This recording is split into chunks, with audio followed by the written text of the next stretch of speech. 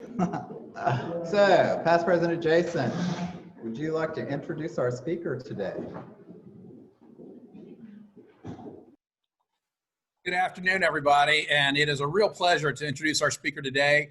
I've known Jack for several years, and I think it's easiest to describe him as the scoutiest of scouts. He is the scout executive and CEO of the North Florida Council of the Boy Scouts of America, and he obviously knew what he wanted to do and implemented a plan since he graduated from Salem College with a degree in youth agency administration, which I'd never heard of, but obviously set him on a path to really reach the hearts and minds of the youth, and primarily in the state of Florida. He started in Florida 35 years ago and has had many executive positions with the Scouts since then. They administer a operating budget, if I read that correct, $4.2 million.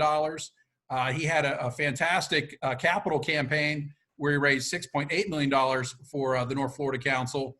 And of course, the three major assets of the North Florida Council is Camp Shands, the St. John's River base at Lake Ecotee, if I pronounced that correct, and the Baker Scout Service Center. So really very, very interested. And these are some obviously very interesting times for the Scouts. And I promise that if Jack says too much, I'll invoke the attorney-client privilege. But with that, I will hand it over to my friend, Jack Sears. Outstanding. What an incredible introduction when your attorney reminds you not to speak too much on a topic. So that's outstanding. Hey, good afternoon, everyone. I wish I was there with you in person, but appreciate the virtual invite to join with you today and bring you an update on the Boy Scouts of America, and both locally and nationally. During the introductions, I think I heard a few names of some folks that I'm familiar with, and some of the guests that have joined today. I know that in the room, both on Zoom and in person, there are some great friends of Scouting. So thank you for welcoming me into your meeting. I thought what I would do this afternoon in very quick fashion is just cover 3 points, 3 updates, 3 topics, if you will, regarding this iconic 110-year-old organization called the Boy Scouts of America. And then if time permits, I'll be happy to entertain any questions. First, Jason will have to vet them for me, and then we'll go from there. But the 3 topics I thought I would tackle is first, cover what has been a very robust amount of changes to the Boy Scouts membership over the last couple years. Number 2, would like to clarify some misinformation regarding the advertising that perhaps many of you have been seeing regarding the Boy Scouts of America's Chapter 11 filing and abuse lawsuits that are swirling out there on the internet and on the press. And third, I'm going to leave you with some good news, some encouraging news about how Scouting is doing amidst this COVID pandemic and disruption that we're all living. So, like I wish to do every time I get together, I want to remind everyone of why we work with young people, and it's 40 words. And those 40 words are the same 40 words that thousands of young people throughout North Florida raise their right hand weekly, and they say, "On my honor, I will do my best to do my duty to God and my country, to obey the Scout law, to help other people at all times, to keep myself physically strong, mentally awake, and morally straight." And then these young people go on and pledge to be ever trustworthy, loyal, helpful, friendly, courteous, kind, obedient, cheerful, thrifty, brave, clean, and reverent. The Scout Oath, the Scout Law, 40 words, have not changed since the very beginning of this great organization to serve young people. Could you imagine for a moment if every day, every man and woman woke up and looked to that person next to them and promised to be everything from trustworthy to reverent with them and all of the relationships that they had today? I would admit that every person who did that, the world would look much different than we know it as it is. That's what the goal of Scouting truly is to pass on traditional, timeless values that teach character, citizenship, and physical fitness to young people so that they can lead productive lives in achieving their full potential. However, given the world that we live in today, it comes with challenges to deliver this iconic program. And that brings me to our first topic that I want to address, and that has been the historic changes to our membership requirements for participation in scouting programs. Over the last couple of years, we've seen restrictions which have kept young people from participating before removed. Scouting has become more inclusive. We welcome all young people, regardless of their gender now, as well as their sexual orientation. And in doing so, in making such a pretty historic and wild change for some people, it's created a lot of misunderstanding and misinformation, especially now that we've opened our program to girls who can participate fully, from Cub Scouts all the way up to Sea Scouts, Boy Scouts, and everything that we have. So let me just drill down a little bit to make sure you understand what really is going on, because Fox News and CNN sometimes just don't get it right. First, we are and continue to be the Boy Scouts of America. We have not changed our name at all. That has been widely misunderstood across the country and even in and throughout North Florida. Girls may now fully participate in the Cub Scout and Boy Scout program. Prior to admitting girls into these programs, we had girls in exploring and venturing since the start of those programs.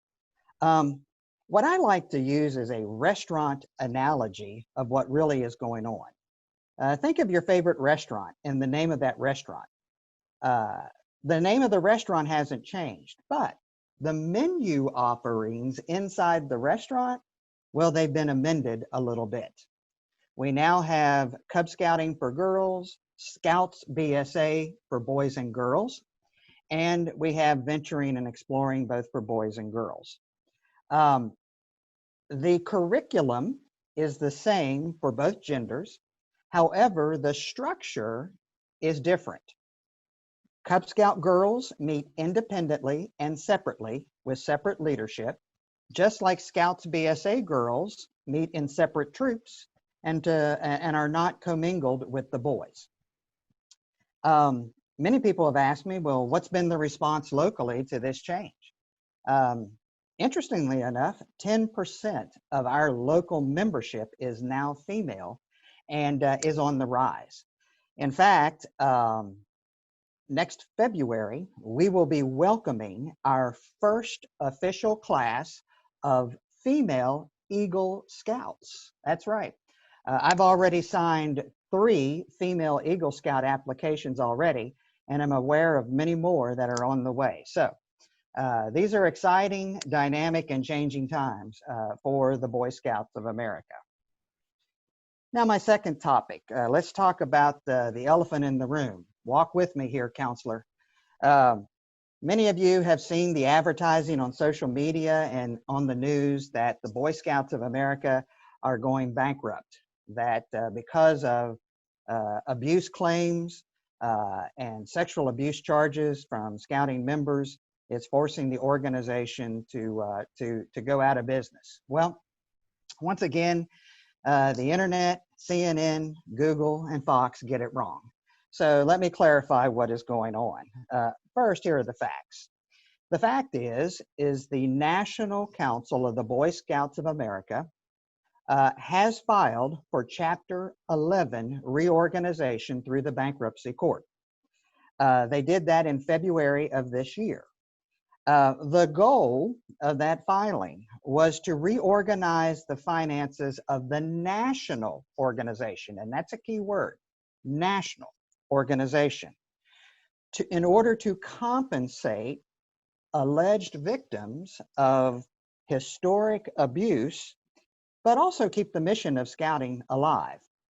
The financial stress of the national organization began when many states throughout the country, through their legislature, removed the statute of limitations when victims can bring forth civil action and penalties against an organization that had been time barred or the statute had expired.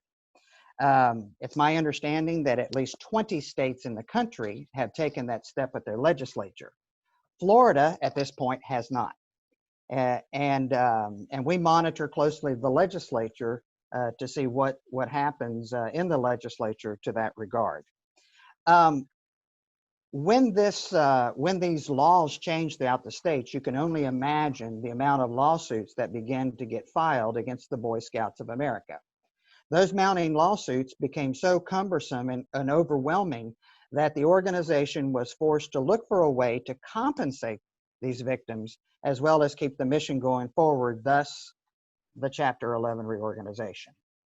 I think it's important to note that many of the claims that have been filed in this matter are 30, almost 3 decades ago that occurred in the organization. Because you see, these are historic claims that are coming forward. Since the late 80s, the Boy Scouts of America, like a lot of other youth-serving organizations, heard the cry and awareness of abuse, especially child sexual abuse, and put forth policies and practices to keep young people safe in our organization. In fact, today, Scouting is as safe as it's ever been for a family who chooses to participate and put their child in the program. We do not let any one-on-one contact between an adult and a child occur. There's mandatory youth protection training for adults, and we track it and we monitor it. Training for youth members and parents on how to identify, recognize, and respond to allegations of abuse. There's a leader selection process and monitoring that goes with that. That includes background screening on all folks who apply for volunteer leadership. And we have a sound recognize, respond, and report to law enforcement policy at this point. So what's the status of the Chapter 11? Well, the bankruptcy court had established a bar date when all claims may be filed against the organization. And that bar date just ended about 2 weeks ago in the middle of November. And right now, those claims are being processed. And as a result of the bankruptcy proceeding, there is a plan to mediate all creditors in the bankruptcy process and hopefully come up with a solution that meets the goals of compensating victims as well as keeping the organization going forward. I'd leave you with this key point. The debtor in this bankruptcy proceeding is the National Council of the Boy Scouts of America, not the North Florida Council, which is a separate 501c3 nonprofit corporation in the state of Florida. We're not a debtor in bankruptcy. We rely on the national organizations for certain services, and we pay the National Council for those services. A lot of people have been confused that that might be the case. The fact is that your local Scout Council is still doing very well, which leads me to my final topic with you today. And that is, how is Scouting doing amidst this great pandemic that we're all living in? Well, as you might imagine, our lives have been uprooted and changed just like yours are.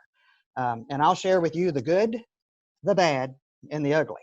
So let's start with the ugly first. Your North Florida Council has seen a disruption in its ability to raise funds and to support our local scouting program and camps. We saw a $1.4 million, 33% drop in revenue for fiscal 2020. This is due in large part to the fact that there were stay-at-home orders put in place, and like all good scouts, we did exactly as we were told to do. We went home, we closed the door, we stopped doing special event fundraising. Kids weren't selling camp cards, they weren't going camping, and they weren't participating in activities. And furthermore, they weren't out there selling popcorn this fall. So this has created a real ugly situation for the North Florida Council. The bad news, though, if it's any worse, is that because our schools have been closed to outside visitors and 30 to 40% of student populations are doing school virtually, kind of like what we're doing here today. We've not had the ability to reach out and invite new families to join like we traditionally do. Our youth membership is down 40% of where it was a year ago. And in comparing that to other Scout councils across the country, that's pretty much the norm for what we're seeing. But there is some good news amidst this great pandemic. The fact is that we teach Scouts to be resilient, and young people have actually jumped to this whole virtual world better than us gray-haired folks. Scouts immediately in March and April went to online meetings. Adults started having online meetings to help plan for those online meetings. Your North Florida Council went to a virtual Merit Badge Academy. And since the start of that in May, we've had close to 1,000 different kids participate in various programs on Zoom to earn merit badges. Following the strict guidelines of the Center for Disease Control, the North Florida Council was the only Scout chapter in the state of Florida that pulled off a safe, smart, and COVID-free overnight resident camp at Camp Shands this summer. We did not have the 1,300 kids we traditionally saw, but we did get 600 through the doors. And we got their adults through the door. And we spiked the ball 14 days after the last week of camp when we had no contact tracing for COVID as a result of that experience. This fall, we've done 4 weekend family camps at Camp Shands and at the river base. We're knocking on the door of 750 participants. And we do a winter camp between the day after Christmas and New Year's Eve, and it's full. Camp Shands will be operating once again for that. We did open our service center right before Memorial Day. The camps are open, and for those Scout groups that cannot meet at their churches and synagogues because of restrictions by COVID by those organizations, we're letting them meet at our camps. And let me just put a stamp, a seal of approval on something. Since March of this year, over 103 young people have still figured out how to earn the merit badges, practice leadership, do the community service, and complete the rank of Eagle Scout. So the good news is this great historic organization of 110 years old is going to be around for another 110 when we have young people with all the challenges that they're facing can accomplish that. As I kind of wrap up with you and welcome, if time permits and if it's your protocol, any questions, I leave you with 3 thoughts. First, I am very encouraged by the resiliency of Scouts, of Rotary, of our citizenry to tackle, address, and live in these challenging and crazy times. I refuse to use the word uncertain. I think they're just crazy. Number 2, I'm very grateful. I appreciated the opening prayer on gratitude because I am truly grateful. I mean, I'm glad that I've got good health. I'm glad that my family has not been affected by this pandemic.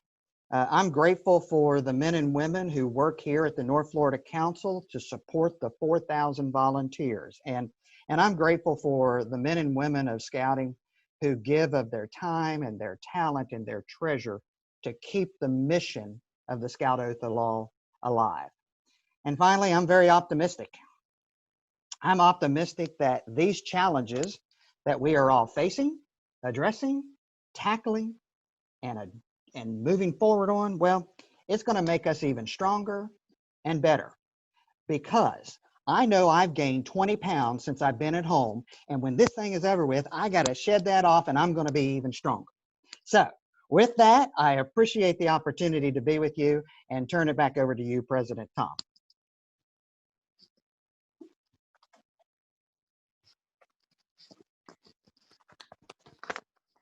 I'm with you on the 20-pound club. I'm sure there's people who can say that. So Jack, can you see any questions on the chat there for us to start out? I just opened the chat and there are no questions posted. Okay, well then, so what we're going to do is if you've got a question out here, you're going to come up here and speak into the microphone so that Jack can hear you. There's one. Oh, there's one. Barry. All right. So the first question in the chat is from Barry Covington, who asks, is the 10% female membership a national number or North Florida Council? That is a North Florida Council Jacksonville number. Okay, come on up, Gary. Chop, chop, chop. You're gonna stand here. I'll stand there. Speak into that. Oh, hi, Jack. Hello. Be careful saying that these days. Okay. We're not on an airplane. Gary Wilkinson here. My question is, how have the Girl Scouts reacted to the admission of girls into the Boy Scouts? So I'm going to give you the straight up answer. I don't know. You'll have to ask them. Sorry. There we go. There we go. So Jack, can you take a minute and talk about the Silver Beaver Award? It's something I'm familiar with, but I'm wondering if maybe you have as many candidates as you used to. Yeah, so the Silver Beaver Award is the top volunteer award that is a national award that is recommended by a local Boy Scout council for volunteer service in the Boy Scouts of America. And each local chapter, each local council can present so many awards per year based upon the number of young people you have enrolled in scouting. So it looks like next year in March, if we're able to pull off our Silver Beaver Award presentation, the North Florida Council should be able to present 6 to 7 of those awards for volunteer service to scouting. I think, President Tom, you said your brother is John Rainey, is that right? He is, and John is here, yeah. How about that? And I picked up on that in the introductions, and I know that your father is a recipient of the Silver Beaver Award and a former commissioner of this North Florida Council. Yes, yes, he was, yeah. John, got any questions? Put you on the spot. I bet you do. You know, Jack. Sure. Come on up. Come on up. Give me a softball question, Rainey. I will. Well, so I've spent a lot of time volunteering with for Jack, raising money for the Boy Scouts. And I can't say enough. I benefited greatly from the Boy Scouts as well as my brother did. Our dad, who passed away back in July, was extremely involved in it. And so we found ways to give back over the years.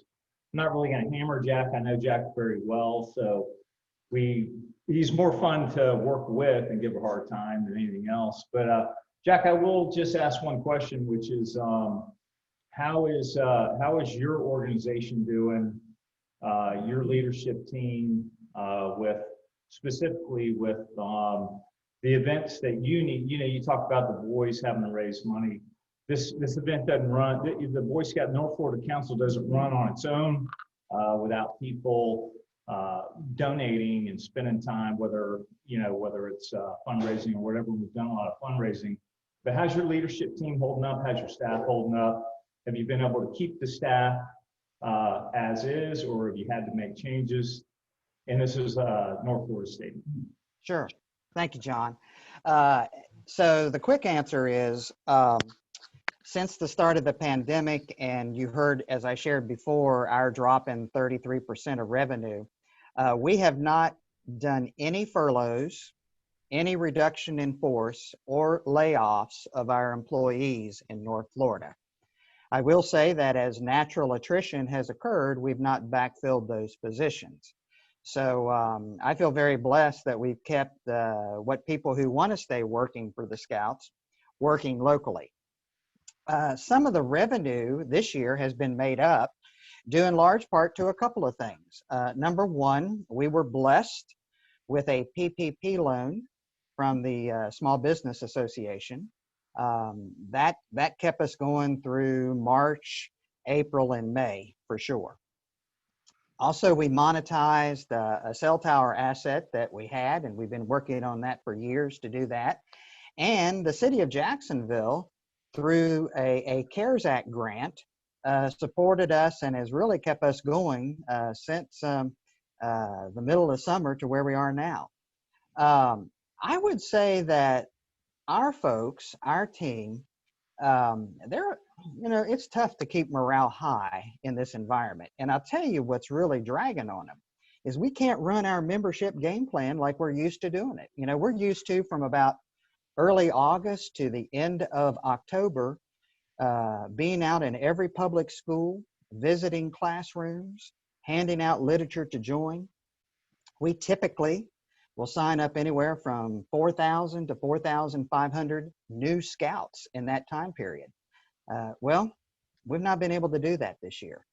Everything we're doing is virtually, online, paid advertising through social media, and we just don't get the same kind of results. And so it's hard to keep morale up when our team is a sales team and they're wanting to get out there and get it done. And it's getting a little tiresome and to sit behind a screen and just try to recruit kids. But John, I appreciate the question, and I appreciate you and many of you for what you guys do to contribute to scouting, and especially our Sporting Clays event, which we do in the fall. We were able to pull that thing off. We made $81,000 after all expenses, which I think in a COVID year is not too bad. So thank you. Great. Anybody else have any questions for Jack? Other comments at large? Jack, thank you very much for your presentation today. As a thank you, we will be making a contribution in your honor to the Rotary Foundation to end polio. Thank you. Thank you. It was a pleasure to be here. Thanks. Okay, so I want to let everyone know that next week on the 8th, we've got Skip Booth, our own member, who's going to speak to us about Aviator Bessie Coleman, and we don't want to miss that. It's a good one. That's a good one. And the meeting will be here, and we'll be streaming out, hopefully better, but we'll be streaming again with our hybrid format. Also, on the 15th, we'll be having a holiday party here. Past President Robert, was doing everything he could do. I pulled the plug on it. You can blame it on me, but we're just going to be socially distanced and as safe as we can be. We'll have live entertainment. It'll be more of an open house format. We have an expanded menu. So, but I want to remind everyone to bring a toy for Daniel. We'll be collecting those then as well. So, as we end our meeting, I'd like you to stand and join me in the Rotary motto. Service above self, one profits most, who serves best. See you next week.